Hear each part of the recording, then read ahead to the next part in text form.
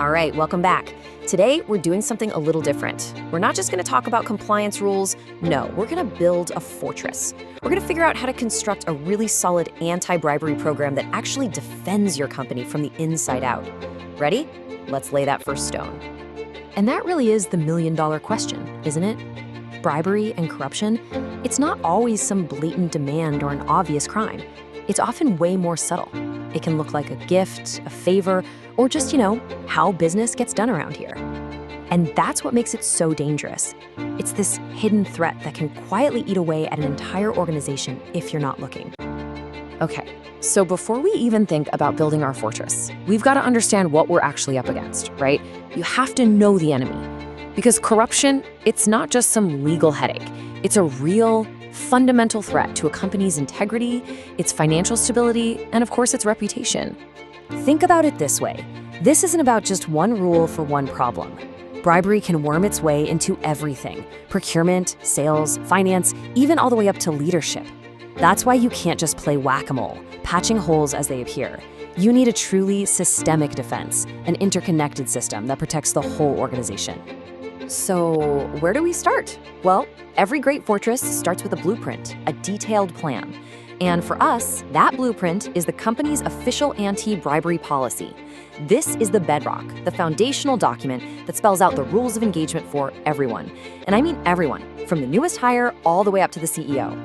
And a good blueprint has a few non-negotiable parts. First, you need a crystal clear, no wiggle room prohibition of bribery. Simple.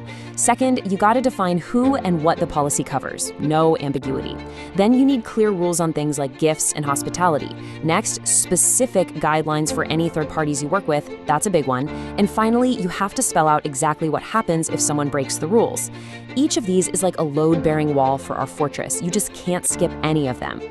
Okay, our blueprint is done. Now it's time to actually start building. This is the part where we take all those words from the policy and turn them into the strong walls of our fortress. How? By weaving them right into the company's day-to-day operations with controls and standard procedures. And this is a really deliberate process, right? You draft the policy, that's step one. Then you embed those rules directly into your standard operating procedures, your SOPs. So think about things like payment approvals in finance or how you choose your vendors. The rules have to live there. Then you train your people.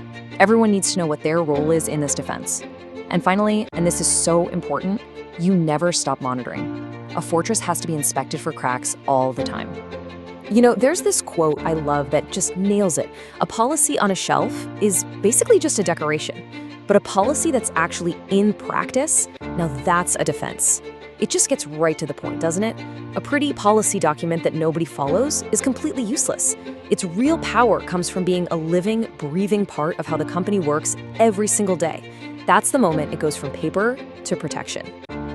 So the walls are up, they're strong. But what about threats that are maybe already inside or ones trying to sneak past the guards? For that, every fortress needs watchtowers. And in our corporate world, those watchtowers are our whistleblowing and reporting systems. So what is that exactly? Simply put, it's a safe way for people to sound the alarm. And the key words here are, well, they're all important. Formal, confidential, and without fear of retaliation. It absolutely has to be a system people trust, because if they don't, they will never ever use it. And your watchtowers will just sit there, empty. And that trust? It's really built on these four pillars. First, confidentiality. It has to be airtight.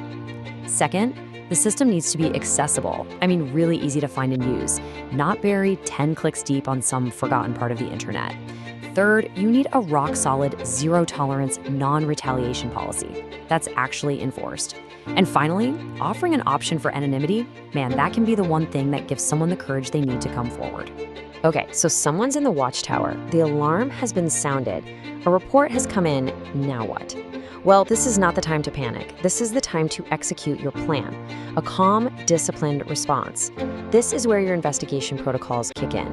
A really professional response follows a clear, predictable timeline. Look at this. Within a day, the report is acknowledged.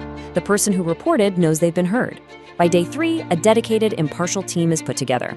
Then they plan their approach, they gather evidence, they conduct interviews, and it all leads to a final report. This structure is what ensures fairness. It takes the emotion out of what could be a really volatile situation. And the real goal here isn't just about finding someone to blame. Yes, accountability is absolutely crucial. But the most valuable thing an investigation can do is show you the weaknesses in your own fortress.